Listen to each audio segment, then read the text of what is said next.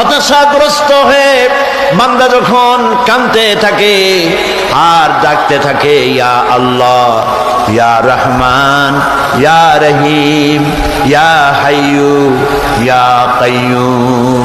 একটুখানি তাহাজ্জুদে ওঠেন, গভীর রাত্রে ঘরের সবাই যখন ঘুমানো, আপনি তখন উঠুন, উজু করে একা একই রুমের ভিতরে ঢুকে তাহাজ্জুদের নামাজ আদায় করে চোখ বন্ধ করে যদি ডাকতে থাকেন মধুর সুরে, ইয়া আল্লাহু, ইয়া রহমানু, ইয়া রহিমু, ইয়া হাইয়ু, ইয়া কাইয়ুম।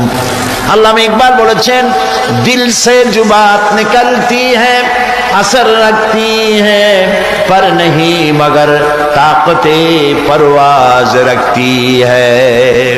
দিল থেকে যে কথা উচ্চারিত হয়, মুখের কথা আর মনের কথা ভিন্ন রকম।